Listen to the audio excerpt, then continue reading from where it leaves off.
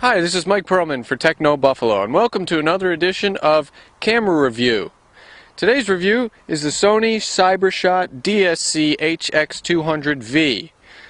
That's a long model name, isn't it, Lucy? Stay tuned for the full review.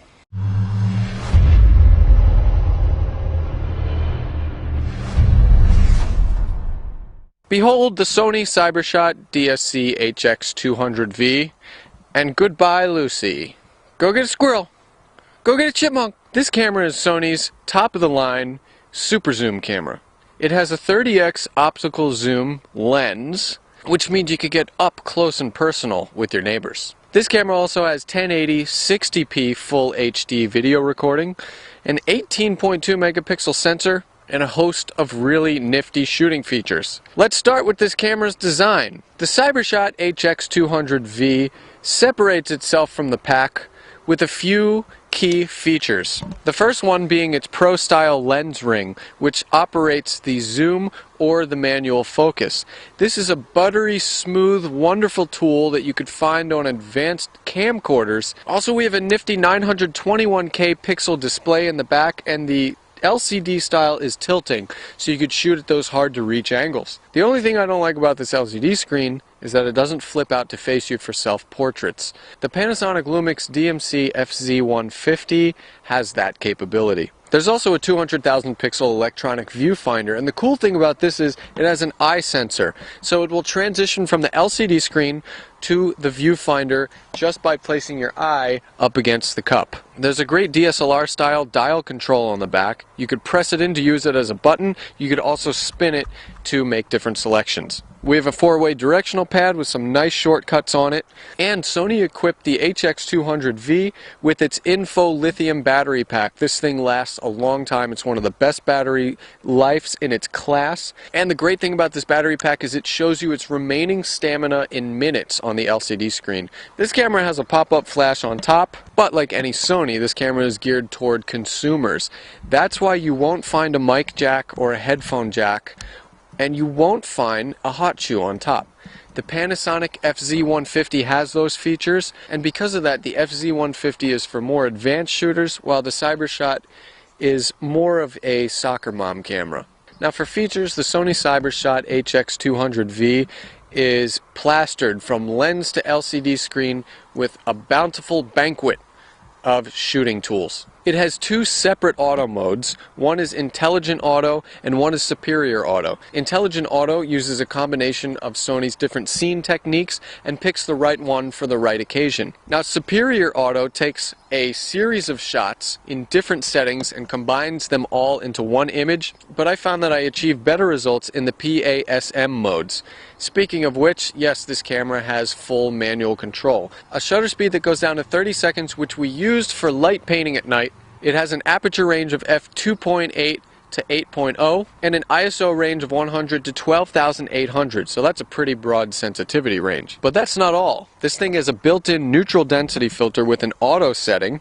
It also has exposure bracketing, smile shutter and smile detection, saturation, contrast, sharpness settings, various noise reduction levels, and excellent optical steady shot image stabilization, which worked exceedingly well in video and still mode, zoomed all the way in at a 30x optical zoom. The CyberShot HX200V also has a nice GPS feature. It has GPS logging, and the camera did a great job of tracking all of the different locations that I took pictures and videos. Now the CyberShot HX200V also has some really cool picture effects. We do have a really awesome HDR painting mode. There's rich black and white, there's pop color, we have partial colors, watercolor illustration, that type of thing. Now we'll hop over to scene mode, and with most cameras scene modes are pretty useless, but not with the HX200V.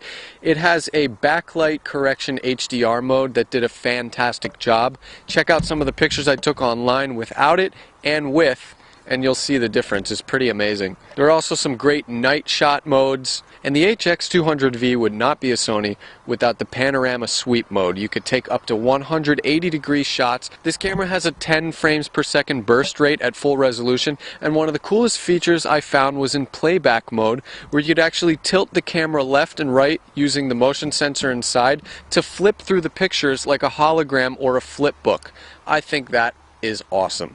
Now there's some nice control in video mode. You can shoot in different scene modes. You could also adjust the exposure compensation. You could shoot in intelligent auto.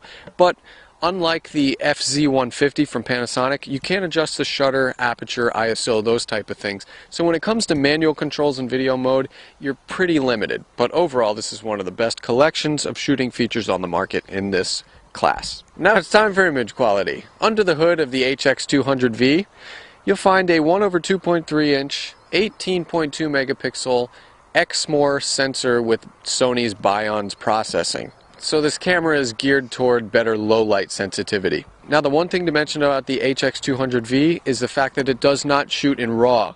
So keep that in mind. I found it to produce some fairly beautiful images, especially macro shots. Outdoor pictures are great. I was really impressed with the colors. They're a little bit cooler than most other cameras, but they're pretty accurate. In low light, I was really impressed with the high ISO sensitivity. This is a great all-around camera. When you stack it up against the FZ150, they're pretty much on the same plane. And in the video department, this camera was fantastic. That 60p video, it looks beautiful. It looks absolutely beautiful. Great colors. Really impressive video from this camera, especially from a small sensor.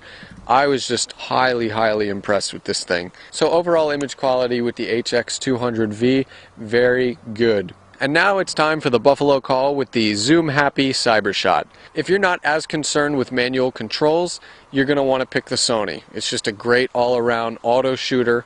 If you're more of a manual shooter, you want more manual controls, you're going to want to go for the Panasonic FZ150. The reason is it's got that mic jack, it's got the hot shoe, it shoots in RAW, it's got great manual controls like shutter speed and aperture and ISO in video mode. So if you want more of a complete picture, if you could see yourself starting to do basic video productions and you want that versatility of shooting in RAW, go with the Panasonic. I personally would go with the Panasonic for those reasons. If I were to list them in order of preference, I'd go Panasonic FZ150 / CyberShot HX200V. Then I'd go Canon PowerShot SX40HS. Then I'd go Nikon Coolpix P510. So if this video was not enough to quench your camera thirst, go to technobuffalo.com for the full HX200 review. Until next time, I'm Mike Perlman. Remember to always wear your safety goggles.